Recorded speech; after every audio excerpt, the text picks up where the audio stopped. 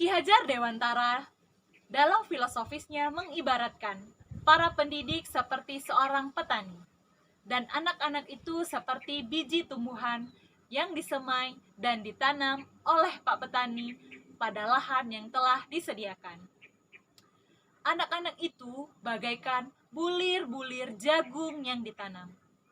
Bila biji jagung ditempatkan di tanah yang subur, dengan mendapatkan perawatan yang baik dari petani, maka bibit-bibit akan dapat tumbuh dengan baik. Sebagai seorang pendidik diharapkan mampu menuntun tumbuh dan kembangnya kekuatan kodrat yang ada pada anak-anak, agar dapat memperbaiki lakunya. Salam dan bahagia. Perkenalkan, saya Nerliza, SPD MPD dari SD Negeri 24 Kota Pagaralam, Provinsi Sumatera Selatan. Pada video praktik baik saya kali ini merupakan implementasi dari pembelajaran berdiferensiasi melalui Windows Shopping dan Smart Apps Creator atau WISOSA pada materi proses fotosintesis pada tumbuhan pada kelas 4 fase B.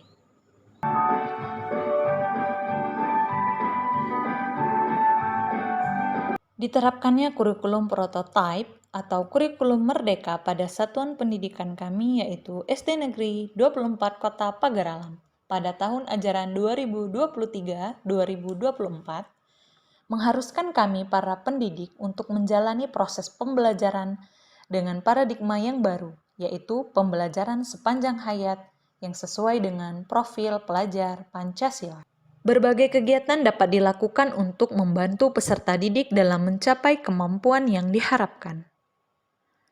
Tentunya, melalui pembelajaran yang dikemas semenarik mungkin, sehingga dapat membangun rasa ingin tahu peserta didik, serta dihubungkan dengan kehidupan atau lingkungan sekitarnya, sehingga menjadikan pembelajaran yang lebih bermakna. Pemanfaatan teknologi informasi dan komunikasi pada kurikulum merdeka juga sangat berperan penting diterapkan oleh guru dalam upaya meningkatkan efektivitas, efisiensi, dan daya tarik pembelajaran. Dengan adanya teknologi, guru dan peserta didik menjadi lebih terfasilitasi dalam melakukan kegiatan pembelajaran dan dapat mengerjakan segala sesuatunya menjadi lebih cepat, mudah, serta efisien. Kita sama-sama meyakini bahwa semua anak adalah spesial. Anak memiliki karakteristik serta keunikannya masing-masing. Dengan keunikan berbeda-beda yang dimiliki oleh masing-masing peserta didik, baik dalam aspek kepribadian, bakat, minat, maupun perkembangan fisik, sebagai seorang guru yang mendidik anak di sekolah, sudah menjadi kewajiban guru untuk memastikan bahwa setiap anak mendapatkan kesempatan yang sama untuk belajar dengan cara terbaik yang sesuai dengan mereka.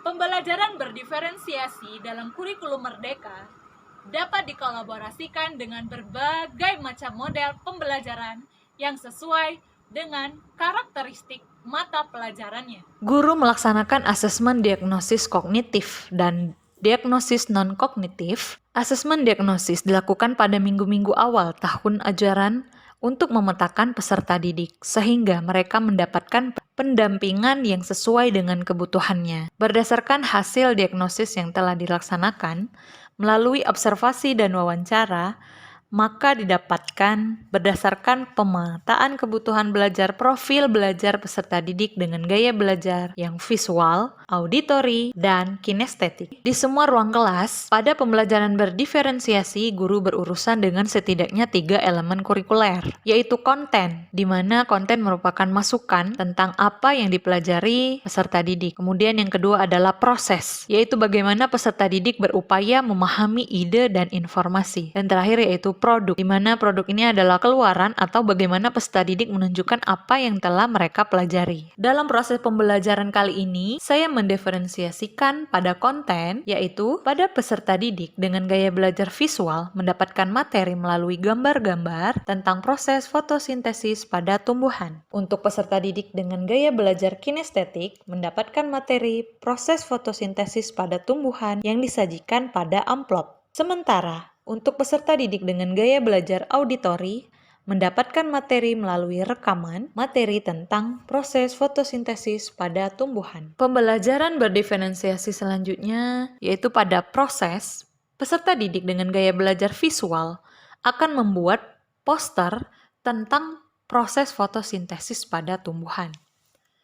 Guru telah menyiapkan gambar-gambar proses fotosintesis pada tumbuhan. Sementara untuk peserta didik dengan gaya belajar kinestetik akan melakukan percobaan tentang bagaimana proses fotosintesis pada tumbuhan, sedangkan untuk peserta didik dengan gaya belajar auditori nantinya akan mendengarkan rekaman materi-materi proses fotosintesis pada tumbuhan menggunakan headset. Adapun produk dalam pembelajaran berdiferensiasi kali ini yaitu pada peserta didik dengan gaya belajar visual, diharapkan dapat menghasilkan poster tentang proses fotosintesis pada tumbuhan. Peserta didik dengan gaya belajar kinestetik diharapkan akan mampu menjelaskan hasil dari percobaan yang telah dilakukan.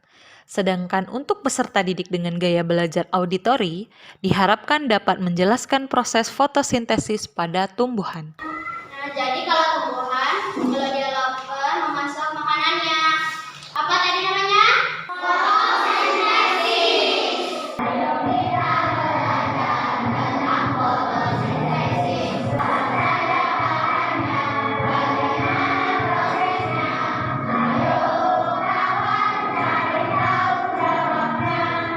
Dalam pelaksanaannya, Wisosha atau Windows Shopping dan Smart Apps Creator dalam pembelajaran berdiferensiasi kali ini, Windows Shopping ini saya kreasikan pada langkah-langkahnya, yaitu peserta didik bisa bersama-sama melihat semua hasil dari kerja kelompok yang telah diselesaikan, tanpa harus berkeliling menuju kelompok lain, karena sesuai pertimbangan keefisienan waktu.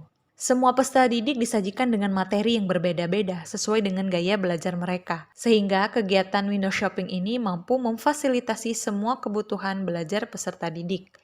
Karena nantinya peserta didik akan melihat semua produk dari materi yang telah diberikan secara menyeluruh. Smart Apps Creator dipilih dalam implementasi pembelajaran berdiferensiasi kali ini karena aplikasinya mudah untuk dioperasikan. Kemudian, banyak menu atau fitur yang bisa diakses oleh peserta didik, yaitu berupa judul materi, tujuan pembelajaran, isi materi, video pembelajaran, soal evaluasi berupa kuis, serta daftar referensi. Aplikasi ini juga dikemas dengan menambahkan gambar-gambar yang menarik, serta musik untuk menambah ketertarikan peserta didik dalam mengikuti proses pembelajaran. Selanjutnya dalam evaluasi dengan memanfaatkan Smart Apps Creator menggunakan fasilitas Chromebook yang tersedia di sekolah. Semua peserta didik berkelompok sesuai dengan gaya belajarnya. Setelah itu, mereka bergantian mengerjakan soal evaluasi yang telah disiapkan. Soal evaluasi berjumlah 5 butir soal, yang berupa pilihan ganda dan juga bentuk benar salah. Secara keseluruhan, pembelajaran berdiferensiasi melalui Windows Shopping dan Smart Apps Creator (Wisosha) yang telah dilaksanakan mampu meningkatkan kualitas belajar peserta didik dan dapat mencapai kebahagiaan dan kesejahteraan student well-being dari kegiatan pembelajarannya. Hari ini bahagia, gembira, senang. Proses pembelajaran yang disampaikan oleh Ibu Nurliza, SPD, MPD merupakan proses pembelajaran yang inovatif, memberikan pencerahan yang baru terhadap rekan sejawat dan siswa-siswi di kelas. Kami senang belajar dengan Ibu Nerli karena belajarnya menyenangkan dan kami diajak berpikir kritis. Selama menjadi wali kelas 4, beliau sangat banyak menginspirasi kami dalam proses pembelajaran yang berdiferensiasi. Beliau juga memanfaatkan teknologi informasi dan komunikasi dengan kreatif dan inovatif. Semoga video praktik baik implementasi pembelajaran berdiferensiasi melalui Windows Shopping dan Smart Apps Creator dapat menjadi inspirasi dan inovasi bagi para rekan guru sekalian. Salam dan bahagia!